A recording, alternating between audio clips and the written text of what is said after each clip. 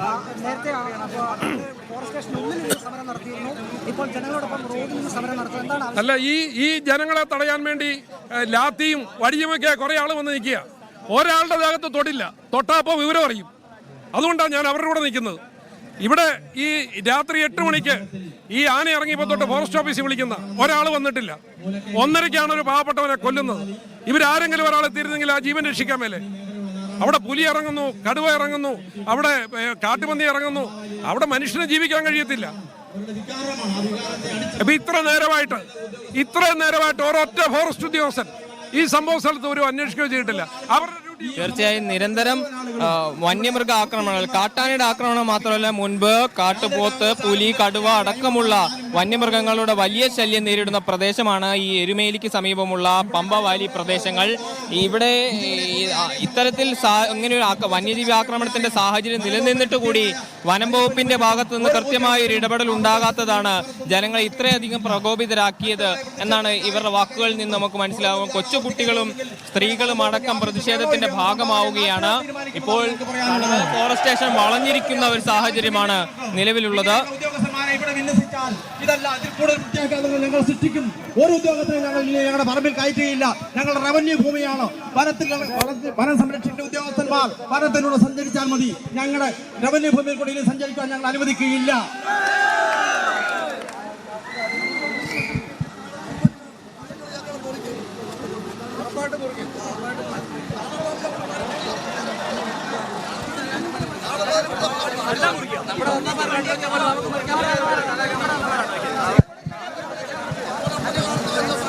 പ്രിയമുള്ള കർഷക സുഹൃത്തുക്കളെ, നമുക്കെല്ലാം അറിയാവുന്നതുപോലെ ഇന്നലെ രാത്രി 1:30 മണിക്ക് ആക്രമണത്താൽ കൊല്ലപ്പെട്ട നമ്മുടെ എല്ലാ സഹോദരൻ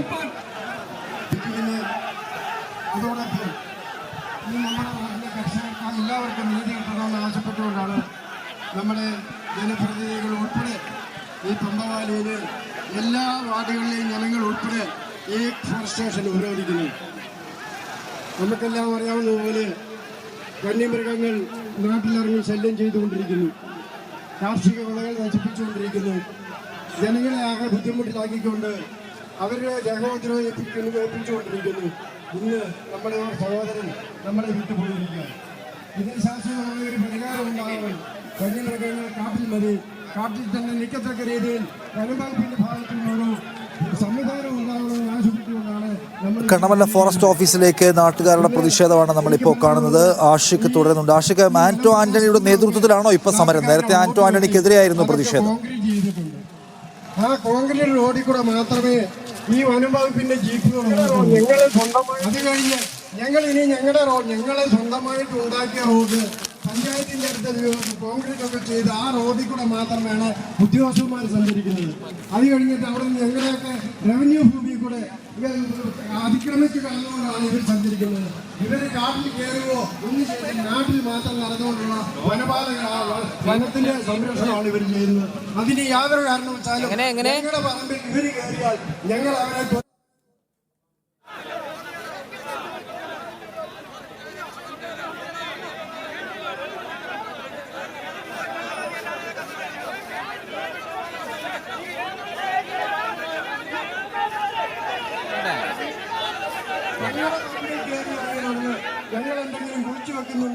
വനം വകുപ്പിനെതിരെ വലിയ പ്രതിഷേധമാണ് നാട്ടുകാർക്ക് ഈ പ്രദേശത്തുള്ളത് എന്നാണ് ഈ പ്രതിഷേധത്തിൽ നിന്ന് തന്നെ മനസ്സിലാക്കാൻ കഴിയുന്നത്. വന്യമൃഗ ആക്രമണങ്ങളിൽ നിന്ന് തങ്ങൾക്ക് സംരക്ഷണം നൽകുന്നില്ല എന്നുള്ളത് മാത്രമല്ല, കള്ളക്കേസുകൾ ചുമത്തി നിരന്തരം നാട്ടുകാരെ അറസ്റ്റ് ചെയ്യുകയും കേസുകളിൽ പെടുത്തുകയും ചെയ്യുന്ന ഒരു സാഹചര്യം നിലനിൽക്കുന്നുണ്ട് എന്ന് നാട്ടുകാർ പറയുന്നുണ്ട്. പ്രത്യേകിച്ച് വനമേഖലയാണ്, വനത്തോട് ചേർന്ന് കിടക്കുന്ന പ്രദേശമാണ്. ശബരിമല ഇതിനോട് തൊട്ടടുത്ത് കിടക്കുന്ന പ്രദേശമാണ്.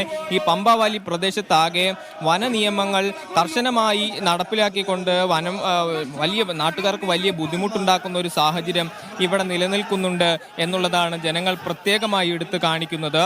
ഈ കടുത്ത വന നിയമങ്ങൾ പ്രാവർത്തികമാക്കാൻ ഇത്രയധികം ഉത്സാഹം കാണിക്കുന്ന വനം വകുപ്പ് എന്തുകൊണ്ട് ഈ വന്യമൃഗങ്ങളിൽ നിന്ന് തങ്ങൾക്ക് ജീവനും സ്വത്തിനും സംരക്ഷണം നൽകുവാൻ തയ്യാറാകുന്നില്ല എന്ന ചോദ്യമാണ് ജനങ്ങൾ ഉന്നയിക്കുന്നത്. ഈ ചോദ്യം ഉന്നയിച്ചുകൊണ്ടാണ് ഇപ്പോൾ കണമല ഫോറസ്റ്റ് സ്റ്റേഷന് മുന്നിലേക്ക് വലിയ പ്രതിഷേധമായി എത്തുകയും ഫോറസ്റ്റ് സ്റ്റേഷൻ വളഞ്ഞുകൊണ്ട് എടുത്തുകൊണ്ട് റോഡിൽ കുത്തിയിരുന്ന് പ്രതിഷേധം സംഘടിപ്പിക്കുകയും ചെയ്യുന്നത്.